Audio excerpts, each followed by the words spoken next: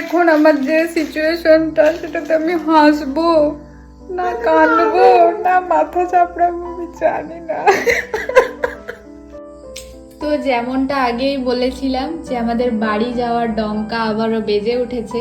আর বাড়ি যাওয়ার ডঙ্কা বাজলেই যেটা হয় সেটা হচ্ছে যে কেকের ক্রিমটাকে ফিনিশ করার কথা আগে মাথায় আসে। সেই জন্য এই যে এখানে একটা সুন্দর কেক রেডি হচ্ছে। এই কেকটা আমাদের নিজেদের জন্য রেডি হচ্ছে। আমরা দুজনে অনেক কষ্ট করে শুধু সবার জন্য কেকগুলো বানিয়েই যাই, নিজেরা তো খেতে পাই না, সেজন্য এই কেকটা বানানো হচ্ছে। এই কেকটার ওপর দেখতেই পাচ্ছেন সুন্দর এক্সপেরিমেন্ট চলছে। যত ধরনের ডিজাইন করা যায় সব রকমের ডিজাইন এটা হচ্ছে। এই কেকটা যখন বানানো হয়ে যাবে তখন দেখতে খুবই সুন্দর হবে। তবে কেকটার নাম হবে উড়ন্ত শুভমের হাতে ঝুলন্ত কেক। কেন এরকম একটা সুন্দর নাম সেটা আমি বলছি।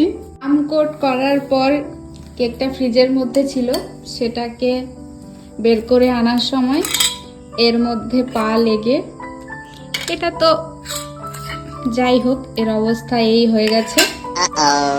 বরমশাই একদম দেওয়ালের মধ্যে গিয়ে ধাক্কা খেয়েছেন। নিজের মুখটা যে বাঁচিয়ে নিয়েছেন তার জন্য আমি ভীষণ ভাবে খুশি। যেটা করেছেন এখানে ফেলেছেন। এই যে নতুন কার্পেটটা আমি কিনে আনলাম, ভাবলাম যে হয়তো বাড়ি যাওয়ার আগে এটাকে আমায় আর পরিষ্কার করতে হবে না।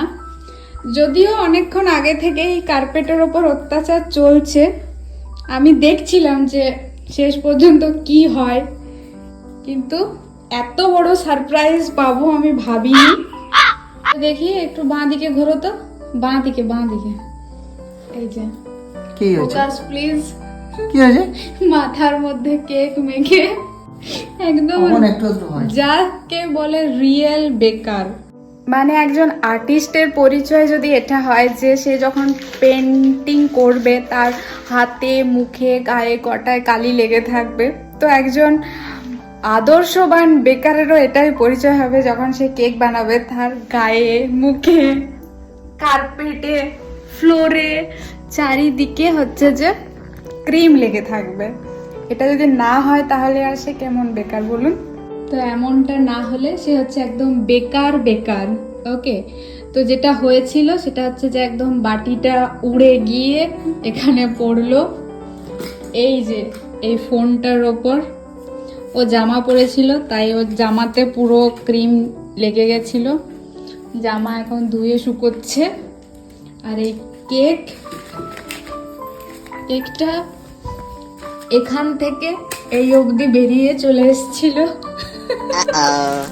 দারুণ একটা জিনিস হয়েছিল। যাই হোক, সেই মুহূর্তটা আমি ক্যাপচার করতে পারিনি, আমি ভাবতেই পারিনি সামান্য কেকটা বের করতে গিয়ে এরকম একটা ব্লান্ডার হবে।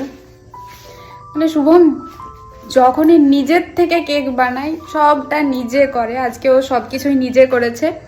সেদিনকে আমার জানাই থাকে যে যা হবার হবে দেখা যাবে, চলো রাত্রে ঘুমোতে যাওয়ার আগে অবধি আমি সব পরিষ্কার করে ঘুমোবো, এরকম একটা ব্যাপার থাকে। তবে আমি ভাবছিলাম আজকে যে কার্পেটটা হয়তো মানে অনেকক্ষণ ধরেই ও অপরিষ্কার করার চেষ্টা করছে কিন্তু হচ্ছে না, আবার একটু লেগে যাচ্ছে, তো তখন আবার নিজে থেকে সেটা পরিষ্কার করে নিচ্ছে।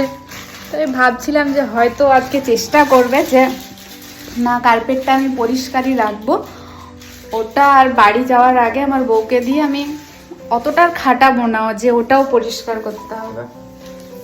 কিন্তু না, শেষ পর্যন্ত ওর মনের ইচ্ছেটা আর পূরণ হলো না। যত ভাবে বাড়ি যাওয়ার আগে আমি সব কিছু একটু ভালো করে কম কাজ করব, গুছিয়ে রাখবো। এই যদি বেকারের হাল হয় যে একটা নজলের জন্য একটা পাইপিং ব্যাগ খুঁজতে গিয়ে সব পাইপিং ব্যাগগুলোকে এইভাবে ছড়িয়ে রাখতে, তাহলে একটা বেকারের পিছনে 4টা অ্যাসিস্ট্যান্ট লাগবে তার সব কিছু গুছিয়ে রাখতে। সে নিজে তো পারবেই না, আবার 4 জনকে লাগবে। এখন আমার যে সিচুয়েশনটা, সেটাতে আমি হাসবো না কাঁদবো না মাথা চাপড়াবো আমি জানি না। বাঁচিয়েছি আমি, তোর ভাগ্য ভালো।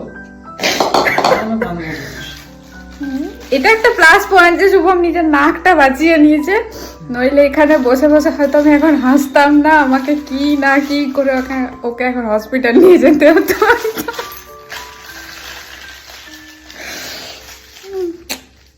ও নিজের নাকটা বাঁচাতে গিয়ে আমার কাজ বাড়ি দিয়েছে। যাই হোক, চলুন কেকটা এখন বাকিটা রেডি হোক, তারপরে আপনাদের সাথে শেয়ার করব কেকটা কেমন হলো। বাই।